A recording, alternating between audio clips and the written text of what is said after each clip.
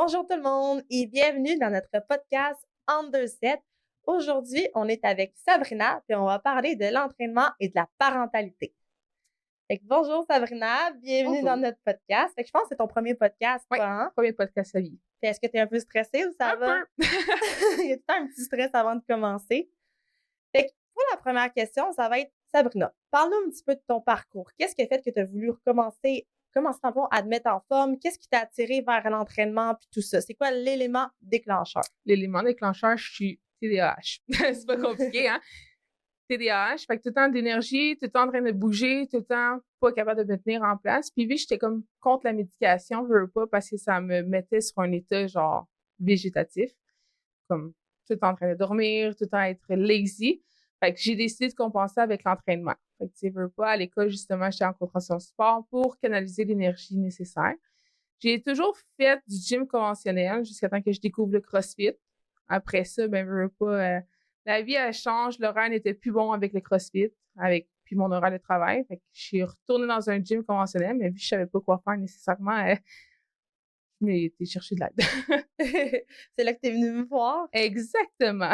Puis en passant, tu as vraiment un super beau parcours. Tu sais, il faut que je tiens à le dire, mais tu sais, j'en ai vu beaucoup des clientes passer dans mon bureau dans ma vie qui ont des objectifs et tout ça.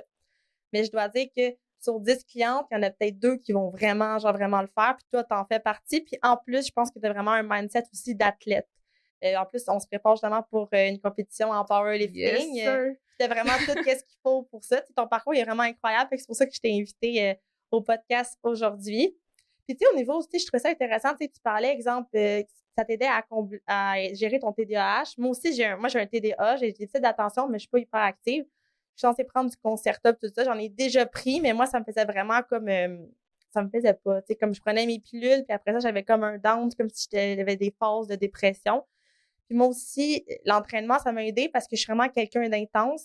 Fait que si je faisais pas de l'entraînement, soit j'étais dans la drogue, soit j'étais dans les extrêmes, je suis comme une dopamine junkie. Fait que j'ai besoin de quelque chose qui va aller me sécréter de la dopamine pour me sentir bien. Sinon, je vais aller chercher dans les affaires qui sont mauvaises, c'est comme l'alcool, la drogue, toutes les addictions. Fait que j'ai trouvé mon addiction, fait que c'est l'entraînement. Ça m'a aidé à me remettre sur le droit chemin. Fait que toi, est-ce que tu penses aussi que ça t'a amené quelque chose comme ça? Honnêtement, oui. Oui, parce que justement, je canalise mon énergie dans l'entraînement. Veux pas, c'est un libérateur aussi de stress, d'anxiété, parce qu'on connaît toutes les petites phases de stress, Oh d'anxiété qu'on ouais. peut avoir dans la vie. Fait que veux pas, ça vient vraiment me chercher aussi niveau, c'est comme, juste me sentir bien dans ma tête. C'est comme tout évacuer stress, toute mauvaise énergie, puis me ressourcer, puis La gestion bien du parfait. stress en étant maman, ça l'aide vraiment beaucoup, ça aussi, là. Oh oui! Je sais pas pour toi, mais moi, depuis que je suis devenue maman, on dirait que l'anxiété est un peu partout. Tu sais, exemple que mon enfant, il y a un point rouge sur le corps, j'imagine mille et une choses extrêmement graves que ça peut être. J'ai aussi eu des pensées envahissantes, moi, quand je suis devenue maman. Fait que, tu sais, comme exemple, mon bébé se faisait garder chez les grands-parents, même si je leur fais confiance à 100%, j'imaginais, ah, ben, imagine, genre, il sort dehors, puis il se surveille pas, puis là, il traverse la rue, il se fait frapper. J'avais l'image de mon bébé qui se faisait frapper. Je Mhm. tenais mon bébé dans mes bras, je descendais les escaliers, je me disais, imagine que je tombe puis que mon bébé, il se pète la tête, genre, sur le plancher. Des pensées vraiment qui étaient, genre, vraiment horribles dans ma tête.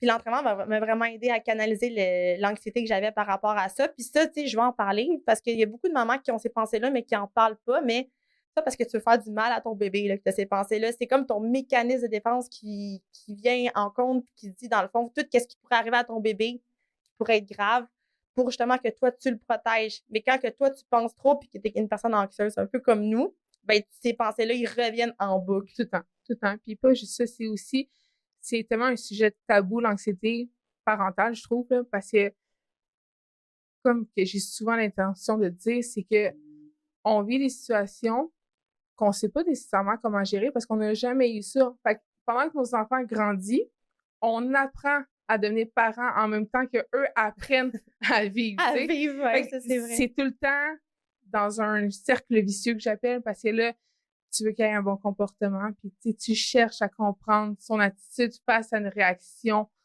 ou un simple non. Mais là, ça te crée du stress parce que là, t'es comme, est-ce que j'ai bien agi? Est-ce que ça va avoir des répercussions plus tard? Fait que l'anxiété parentale, là, c'est tellement un sujet tabou, là. Ouais, puis ça, il faut en parler parce que, tu sais, on n'est pas toute seule à vivre ça. Puis toi, c'est quoi que l'entraînement t'a apporté pour aller gérer le stress que tu as par rapport à la parentalité? Mais dans le fond, je me suis juste dit, une maman heureuse, c'est un enfant heureux. Exact. Fait que si je m'entraîne pas, je le ressens. Tu sais, une journée des off, OK, ça passe, là. Mais si je suis plus que 2 jours, mais je me sens pas moi-même. Je me sens plus marabout, je me sens moins axée sur, tu sais, comme, je me sens plus à cran. Moins patiente aussi avec Exactement. les enfants. Puis, Ouais. tu sais, avoir des enfants en bas âge, ça demande quand même beaucoup de patience, surtout à 2 ans, à 4 ans, ils ont des phases d'opposition. Fait que nous, pour être capable d'être comme genre vraiment à 100% avec eux, puis de les comprendre, puis d'agir comme il faut, bien, je pense qu'il faut prendre soin de nous avant tout ça. Puis ça m'amène à une autre question qui est, est-ce que tu as déjà ressenti le mom guilt? Fait que dans le fond, de te sentir un peu coupable parce que tu prenais soin de toi. Est-ce que tu as déjà eu ce sentiment-là ou non? Oui, à plusieurs reprises. Honnêtement, là. Je posais la question, mais j'avais Mais à plusieurs reprises, honnêtement, je me suis senti mal de prendre soin de moi. Puis, tu sais, je me suis dit, je suis pas une mauvaise mère parce que je prends soin de moi. Justement, peut-être que je serais pas une mauvaise mère, mais tu sais, comme, peut-être que ce serait pire si je prendrais pas du temps pour moi. Parce que, autant qu'en tant que femme, qu'en tant que fille, qu'en tant que maman, qu'en tant que blonde, on a besoin de prendre soin pour nous. Parce qu'avant tout ça, on était nous. T'es Sabrina, puis je suis Mégane. Exactement. Avant d'être la mère, avant d'être la blonde, avant d'être quoi que ce soit. Un employé ou n'importe quoi. Tu sais, on était un nous, puis c'est toujours important de prendre soin de nous parce que justement, ça va venir juste sur notre santé mentale. Pas juste au niveau de l'enfant ou quoi que ce soit. Puis, tu sais, j'ai plusieurs modèles dans ma vie que c'est comme ça. Ils prennent pas soin d'eux, ils ont attendu trop tard, ils ont crashé un peu. Puis après ça, ils ont décidé de se prendre en main, tu sais, pour mieux aller. Puis oui, j'ai eu ce doute-là de pourquoi je prends soin de moi? Je passe pas de temps avec ma fille, puis tout ça. Et surtout que je m'entraînais le soir au début. Fait que, tu sais, je trouvais que ça venait enlever la qualité. La routine après la garderie. Tu sais, tu finis de travailler, tu vas t'entraîner, c'est quand même 1 heure et demie d'entraînement, tout dépendant de ce que j'ai à faire. Après ça, le transport, pas le trafic. L'aller-retour. L'aller-retour. Dans l'auto, là, tu penses aïe, dans le fond, genre, tu sais, ma fille, elle devrait être avec moi. Est-ce qu'elle a de la peine? Est-ce qu'elle va avoir un manque plus tard parce que je suis pas là? Exactement. Puis là, c'est là que j'ai tout changé. Dans le sens que j'ai décidé de m'entraîner le matin. Fait que pendant qu'elle adore, mais elle sait pas que je suis là ou je suis pas là. Exact. Hey, c'est tellement la meilleure affaire, s'entraîner le matin, pour vrai. C'est tellement le best. Tu sais, il n'y a pas beaucoup de monde au gym, fait que veux pas attendre après tes machines. De la paix aussi. De la paix. Il n'y a pas beaucoup de monde. Tu peux faire tous tes sets. Tu peux être tranquille. Tu es dans ton monde. Ton enfant, lui, il dort paisiblement, fait qu'il n'est pas en manque de genre, ben là, ma mère n'est pas encore arrivée parce qu'elle est au gym, tu sais. Fait qu'elle a conscience de mon mode de vie sans être consciente de mon absence. Elle peut être inspirée parce que sa maman prend soin d'elle, puis elle s'entraîne, puis elle travaille vers ses objectifs, mais elle n'a pas le manque, dans le fond, que tu sois pas là. Exact. Moi, ça m'a inspiré. Dans le fond, tu peux aussi inspirer. Toutes les mamans qui se lèvent full tôt, ça m'a vraiment inspirée parce que moi, j'étais quelqu'un qui me levait tôt déjà d'avance. Sauf que j'osais pas sortir de la maison parce que j'avais peur. Imagine mes enfants, genre, je suis pas là quand ils se réveillent ou ci ou ça. J'avais peur que mon chum, il entende pas, genre, le bébé pleurer puis qu'il pleure pendant des heures. C'était toutes des petites peurs que, dans le fond, il va se réveiller s'il l'entend pleurer. C'est juste parce que je suis là, il compte sur moi quand je suis là. Mais si je suis pas là, il se lève. Même ça l'a inspiré parce que maintenant, lui, il se lève à la même heure que moi pour travailler sur son ordi. Mais moi, j'ai commencé cette semaine. J'ai vaincu ma peur d'aller m'entraîner tout seul parce que le gym il est fermé alors que j'y vais. Moi, je me lève à 4 heures. À 4h15, je suis déjà en train de conduire vers le gym. Puis je suis comme, qu'est-ce que je fais là? Il est même trop tôt. Finalement, j'arrive, je m'entraîne. Puis pour de vrai, c'est un des meilleurs moments de ma journée parce que ça me permet de me ressourcer, de refaire le plein d'énergie, d'avoir un moment à moi tout seul. Après ça, j'arrive, je fais le déjeuner des enfants, puis je me sens déjà accomplie. Tu sais, quand tu te lèves à cette heure-là, tu te sens accomplie parce que tu as déjà fait ton entraînement. Après ça, tu peux te concentrer sur ton travail, sur tes enfants à 100%. Et tu peux aussi, en te levant tôt, mais ça te permet de faire plus de choses dans ta journée que de te lever plus tard. Malheureusement, c'est triste à dire. Puis autant que j'aurais pu aussi m'entraîner le soir quand elle se couche, mais j'ai pas de motivation de ressortir de chez moi pour aller m'entraîner puis revenir après. Oublie ça, puis c'est un enfant qui dort pas. Fait qu'on s'entend que... Fait que il faudrait que tu y ailles à genre 9h, tu sais, après qu'elle s'est endormie. Même 10h. C'est un enfant qui dort pas. Moi aussi, j'ai Francesco. Il dort pas encore à 9h30. Il est encore en train de chanter dans son lit. Là. Je suis contente de pas être la seule.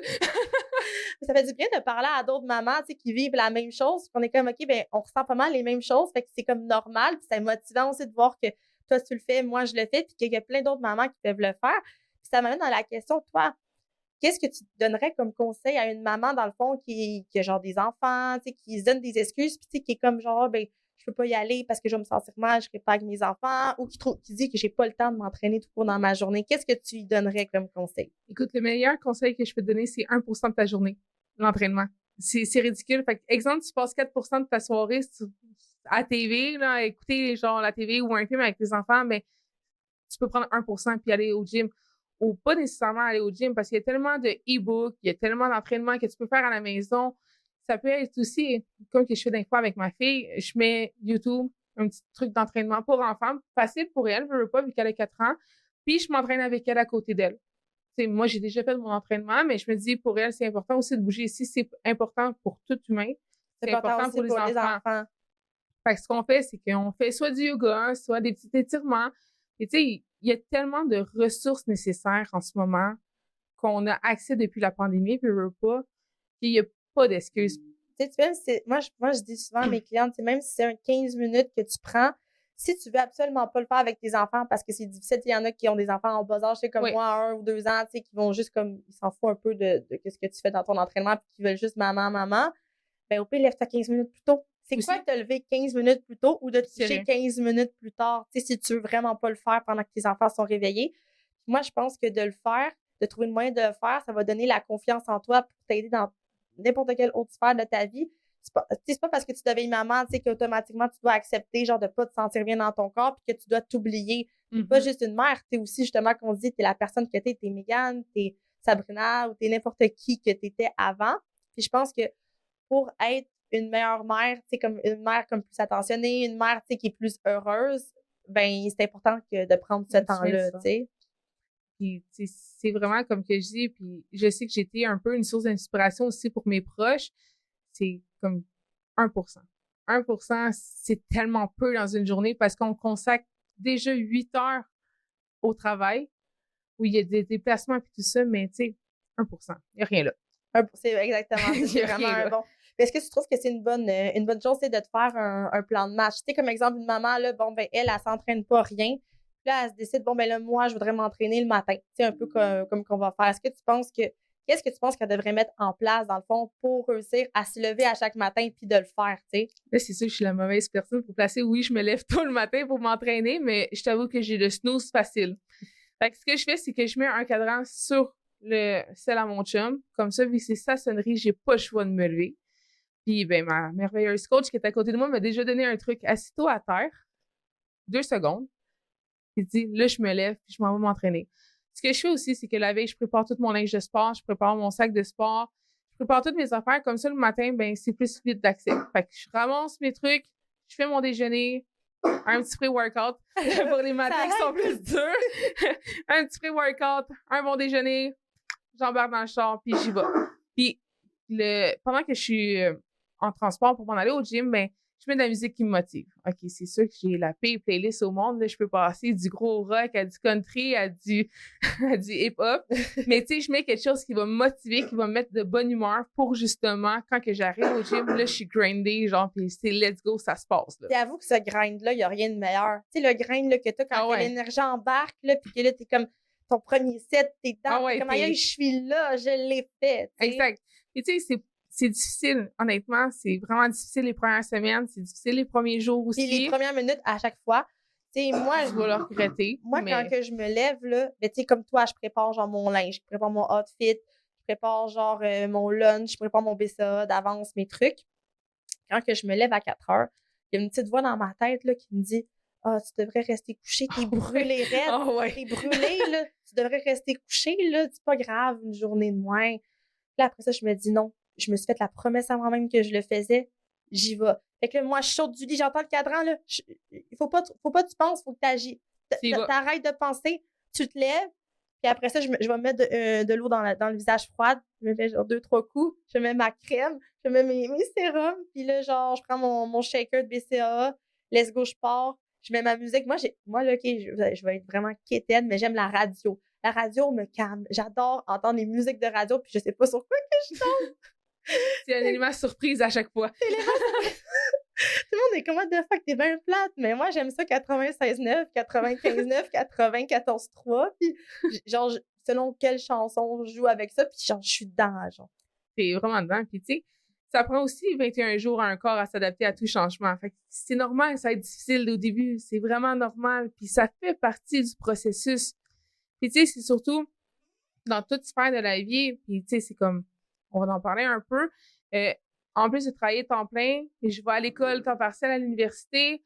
J'ai ma fille à temps plein. Je m'entraîne pour, comme on disait, une compétition de powerlifting. Fait que, tu sais, on s'entend qu'on a des fois une surcharge mentale. OK? On va être honnête, on a vraiment une surcharge mentale en tant qu'être humain. Mais moi, ça me permet, genre, tu sais, comme, hey, c'est un accomplissement. C'est encore un accomplissement de me lever le matin. De toi, tu sais, pour toi, tu sais. C'est une fierté pour moi. Tu sais, le choix d'être à l'école, c'est une décision personnelle. C'est pas tout le monde qui est encore à l'école. Mais moi, le matin, quand que je me lève, je suis comme parfait. Là, c'est le gym. Et des fois, quand que je me rends au gym, là, j'écoute genre la séance de mon professeur là, sur la matière qu'on apprend présentement. Fait que, tu sais, des fois, ça va m'arriver de l'écouter dans le tour. Ça va me grinder aussi. Autant que je fais mon cardio, des fois, je vais lire mon livre d'université, genre, sur la session. Moi, je fais les formations aussi. Je vais tout le temps chercher des petites formations ici et là, tu sais, sur l'entraînement, la nutrition pour t'en rester à jour. Puis moi, souvent, quand je fais mon cardio, ben, soit je réponds à mes clientes ou soit je fais la petite formation. Fait que j'optimise mon temps parce qu'on n'a pas beaucoup de temps dans une journée. Non. Puis moi, ce que j'ai trouvé le plus dur, là, en étant maman, là, c'est quand j'ai réalisé que, genre, si je n'étais pas organisée, j'allais avoir le temps de rien faire. Il y a la moitié de ma journée où est-ce que je peux plus faire mes affaires. Puis au début, j'étais vraiment déboussolée. En plus, avec le TDAH, j'étais comme, j'arrivais pas à être à temps pour faire mes programmes. J'arrivais pas à, genre, être à temps pour mon entraînement. J'étais tout déboussolée parce que s'occuper des enfants, tu sais, ça demande beaucoup de gestion. Et d'imprévus. Fait que moi, qu'est-ce que je me suis trouvé comme truc, c'est que je sépare ma journée en blocs. Par exemple, le bloc de 4 heures à 6 heures, c'est entraînement. Ensuite, dans le fond, de 6 heures, on va dire à 8 heures, c'est déjeuner, préparation des enfants. Après ça, c'est comme les clientes. Après ça, c'est les suivis. Après ça, c'est la préparation de contenu. Fait que quand je sépare ma journée en blocs, c'est comme ça que je réussis à tout faire. Puis ça va mieux aussi parce que, pas, comme on dit, l'entraînement, ça nécessite d'être comme programmé, ça nécessite d'être constant aussi. Tu sais, j'ai souvent, dans mon parcours d'entraînement, été sur une vibe, j'y vais, là, une journée de moins, c'est pas grave. Une autre journée de moins, c'est pas grave. Puis, tu sais, comme finalement, je me retrouvais 3 mois sans y aller. Là, après ça, je reprenais le beat. Après ça, je lâchais pendant 1 an. Tu sais, ça m'est arrivé souvent. Puis c'est pour ça que j'étais comme chercher du coaching, justement, parce que, la compétition de powerlifting est venue genre comme un coup de tête, on va dire ça comme ça. C'est vraiment pas prévu. C'était pas prévu. C'est quoi qui a fait que tu as voulu faire une compétition de powerlifting? Puis qu'est-ce que le coaching puis d'être suivi, c'est quoi que ça t'a apporté? Ben, le coaching puis d'être suivi, c'est juste parce que vu que je suis quand même dans une job physique, qu'est-ce qui arrivait? Ça faisait en sorte que je mangeais possiblement pas assez. J'avais beau manger santé, honnêtement, j'ai pas une personne qui mange du junk food genre tout le temps. Mais j'ai beau manger santé, j'ai beau manger des bonnes portions, mais j'étais tout le temps fatiguée, manque d'énergie, étourdissement. Tu sais, veux pas, job physique, je m'entraîne, à quelque part, il y a quelque chose qui cloche. Fait que c'est pour ça que j'ai été chercher chez Minotaur de nutrition vraiment de l'aide pour savoir où est ma problématique. De plus, pour l'entraînement, comme je dis, ce que j'aimais du CrossFit, c'est que tu avais une programmation d'entraînement. Là, gym conventionnel, c'est un peu plus dur de savoir qu'est-ce que tu veux faire, qu'est-ce que tu veux travailler, comment bien travailler aussi c'est le quoi muscle. l'objectif aussi que tu as en y allant, tu sais. Puis c'est vraiment aller chez Minotaur, il y a eu plusieurs raisons. Il y a eu pas le postpartum. On s'entend, tu sais, on met un enfant au monde, notre corps change.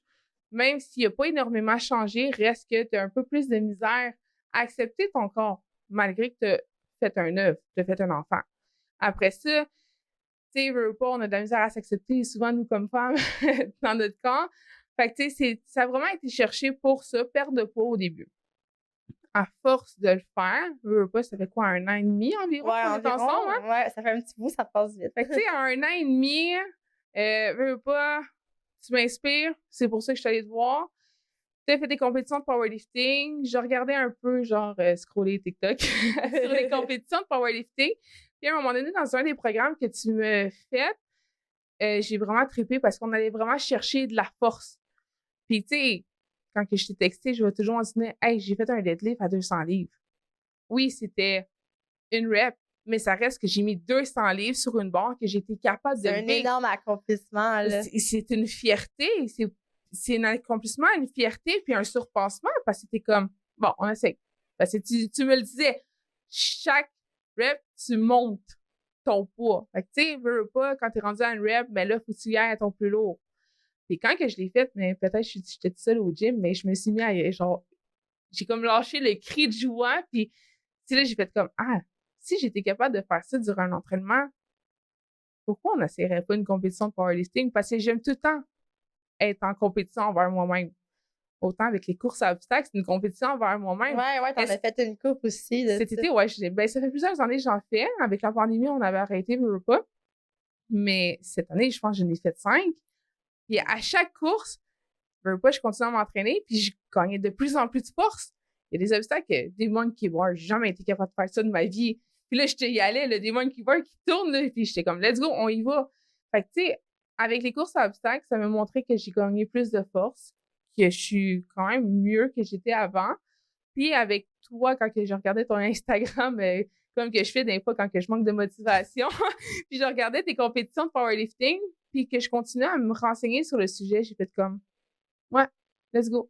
J'ai fait des compétitions de CrossFit, j'ai fait des courses à obstacles, là, on vise une compétition en powerlifting. Yeah. Fait que c'est de là que ça a commencé. Mais c'est ça que c'est important d'avoir des objectifs. C'est ça qui te tient vraiment à tout le temps vouloir évoluer. Tu sais, si t'as plus d'objectifs, t'auras plus de motivation. La motivation Exact. vient d'un objectif clair. Puis toi, c'est une force que toi, t'es capable de te mettre des objectifs clairs. Puis t'es capable aussi de te réjouir de toutes plein de petites victoires, comme ton deadlift, comme le fait de prendre la force, tout ça. Fait que c'est ça qui fait que toi, t'es capable de suivre, t'es capable de continuer à te lever justement à ce temps-là pour être entraîné, Oui. t'es capable de mille rep tes affaires parce que tu sais c'est quoi au bout qui va t'attendre. Là. Exact. Puis tu sais, comme justement, quand ça me donne pas le matin, là, ben je suis comme, hey Sab, là, on vise une compétition. Là. C'est pas le temps de lâcher parce que si on va vraiment avec la date qu'on a regardée ensemble, ben ça l'approche, là, c'est dans 5 mois, là. Fait que tu sais, je suis comme, non, c'est pas le temps de lâcher. Puis des fois, j'ai tellement les pires excuses banales, là, pour pas y aller, là. Genre, mes écouteurs sont morts, fuck that, j'y vais pas. Tu sais, je suis vraiment de ce genre-là, mais je suis comme, lève-toi, vas-y, tu sais. Mais c'est ça, faut t'arrêter de penser puis faut que tu agisses. C'est ça le truc. Tu sais, même, des fois, exemple, pour augmenter tes charges. Tu sais, il y a du monde, des fois, exemple, qui mettait 15 livres. Puis là, exemple, ils se disent, là, ils devraient augmenter à 20 livres, mais là, ils n'arrêtent pas de penser, oh, je serais pas capable, oh, ça, oh, ça. Non, arrête de penser puis essaie-le. Au pire, ça fonctionnera pas, mais peut-être que tu vas le lever aussi Puis puis tu vas être ça va genre, faire. hey, j'ai réussi. Exact.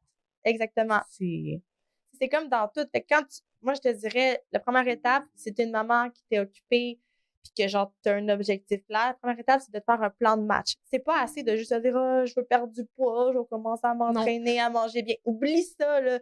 Il y aura ça va lâcher. Il y a tellement d'excuses que tu peux te donner parce qu'être maman, c'est difficile. Puis être maman avec un objectif, c'est aussi difficile. Oui, tu vas être fatigué. Oui, ça te tentera pas. Fait que là, il faut avoir un objectif qui est assez clair puis qui est assez défini pour être capable de contrer tes excuses quand ta petite voix elle va te dire « Oh, t'es fatiguée, couche-toi, oh, juste une journée off. » Exact. Puis tu sais, autant genre, oh, il neige dehors. Reste chez vous. Tu sais, c'est ridicule, mais c'est ça. Là, ce matin, ça aurait pu être ça là, aussi, là, de me faire, ah, j'irai pas m'entraîner parce que il neige dehors, puis il y a une tempête de neige. Puis tu sais, comme, si advenant c'était le cas, puis je me lève, puis j'ai un arbre de neige en arrière de mon char, ben finalement, peut-être que mon workout, ça va être de pelleter la neige au lieu de prendre la souffleuse, tu sais.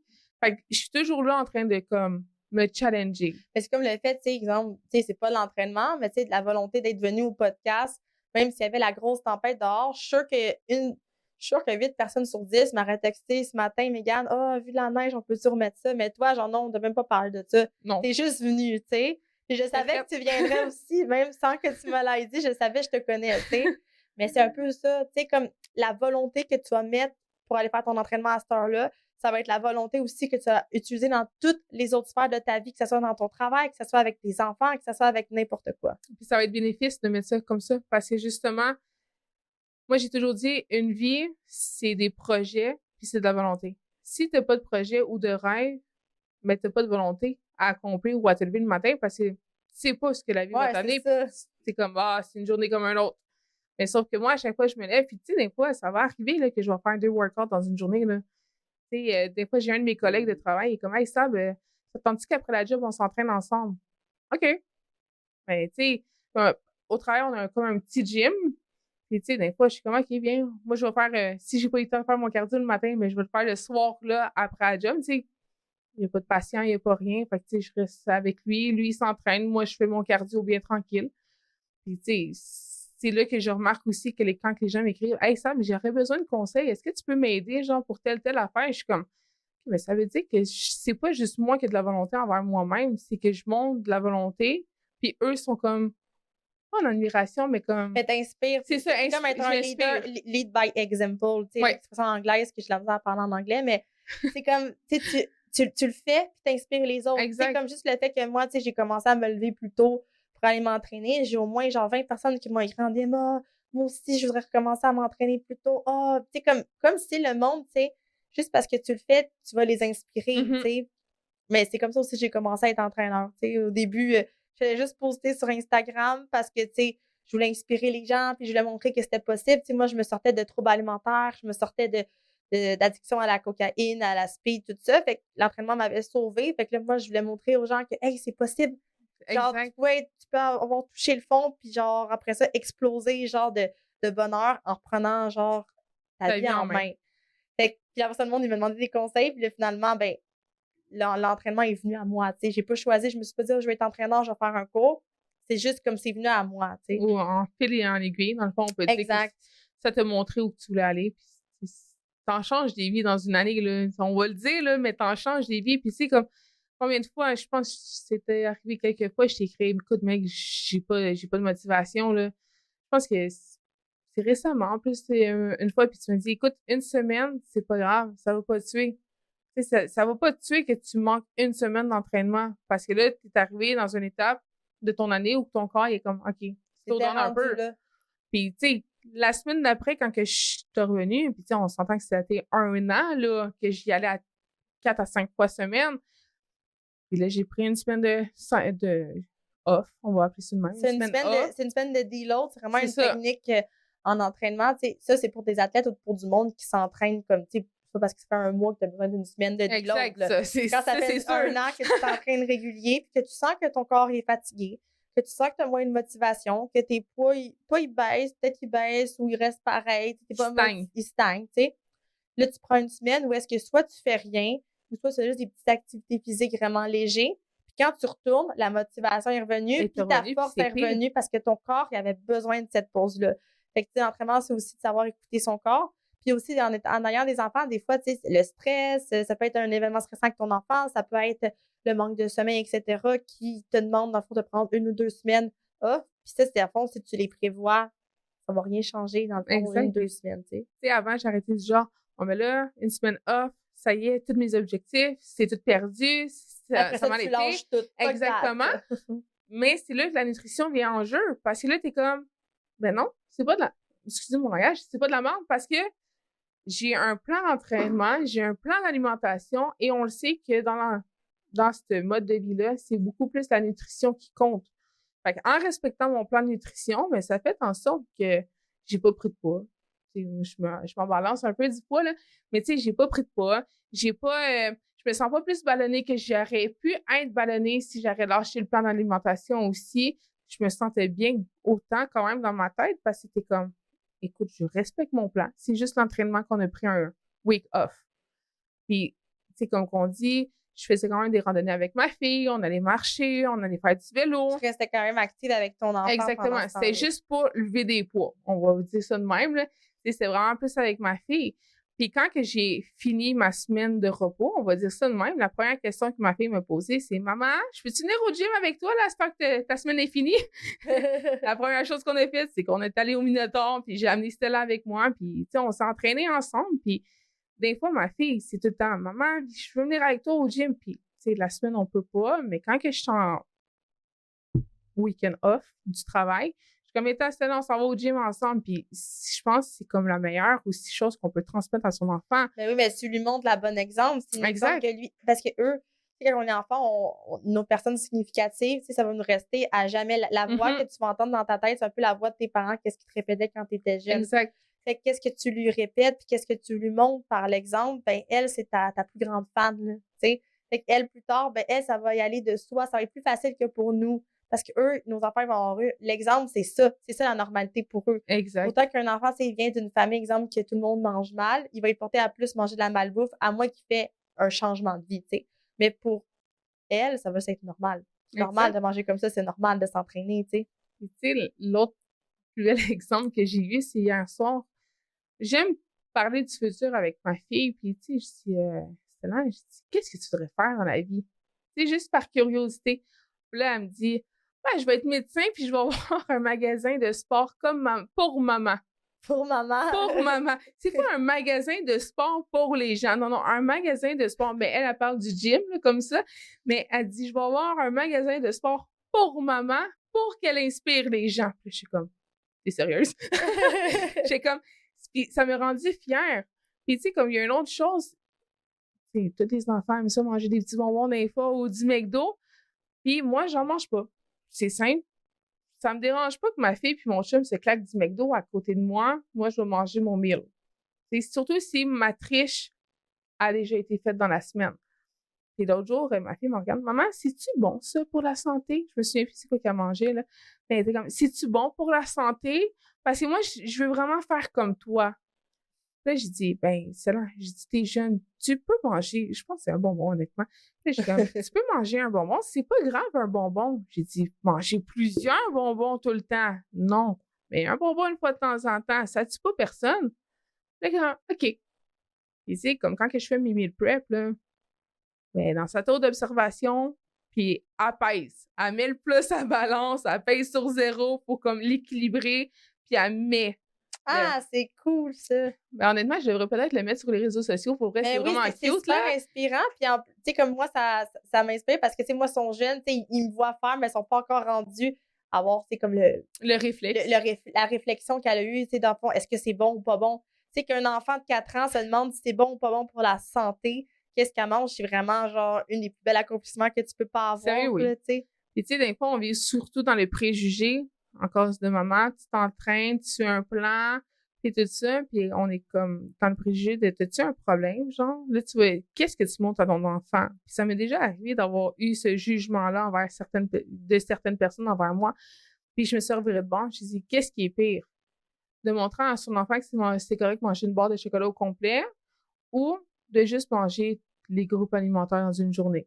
Que ton corps il a réellement besoin. Qui a besoin, justement. Mais c'est ça, parce que le monde, ils ont beaucoup de préjugés, puis ils pensent qu'avoir un plan alimentaire, c'est être dans la restriction, être dans l'extrême. Mais en réalité, moi, je vois pas ça comme ça. Moi, je vois ça comme de donner à ton corps, dans le fond, des affaires, ce qu'il a de besoin pour être en santé, pour être en forme, pour vivre longtemps. Tu sais, ton corps, là, il n'a pas réellement besoin de sucre. C'est ce que la société nous a fait à croire qu'on avait besoin avec les publicités, avec tout l'engrenage qu'il y a. Sauf qu'en réalité, ton corps il a besoin de manger sainement. Puis le fait de calculer tes trucs, ça donne une liberté de pouvoir ajouter certains aliments de plus ou d'aller jouer avec ton plan alimentaire pour être bien dans ton corps, mais en te faisant plaisir, tu sais. Que moi, je me sens bien plus libre en étant bien dans mon corps et en calculant mes trucs que si je pesais genre 300 livres, que je mangeais vraiment ce que je veux, mais je me sentais pris dans un corps que j'aime pas, là. Puis que j'étais pas libre de me mettre en bikini, genre à la plage, parce que j'aurais honte de moi, tu sais. Exact. Puis, tu sais, comme, il y en a qui vont super bien vivre avec ça aussi. Puis, honnêtement, c'est aussi une source d'admiration parce qu'ils sont comme capables de s'accepter. Moi, je suis une personne qui a eu de la misère à s'accepter parce qu'elle veut pas, je suis grande.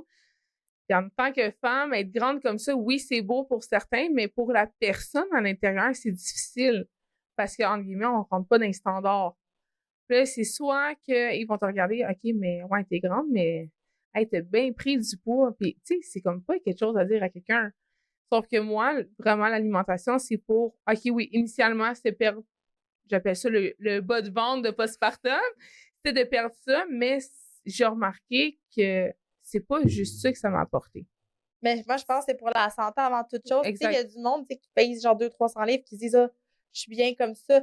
Peut-être que tu es bien, mais ton corps, lui, c'est sûr qu'il est pas bien, là. Tu sais, il y a plein de maladies, le diabète, les problèmes cardiovasculaires, les problèmes, toutes les maladies chroniques, quand que tu es en surpoids, je pense que tu as 50% de chance et plus de contracter une maladie comme ça. Fait que, tu sais, c'est pour la santé aussi. Même si, il y en a des fois qui se disent ça, qui se disent qu'ils sont bien comme ça parce que peut-être qu'ils sont pas game, tu sais, de faire... De faire le move, honnêtement.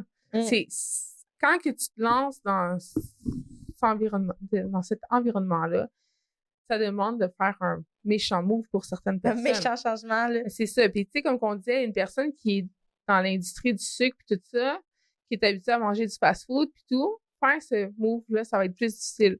Chez nous, quand que j'étais jeune, il n'avait pas de jus vraiment, là. Il n'avait pas de biscuits vraiment, là. Puis, s'il y avait des biscuits, ben c'était des biscuits maison que ma mère a fait, là.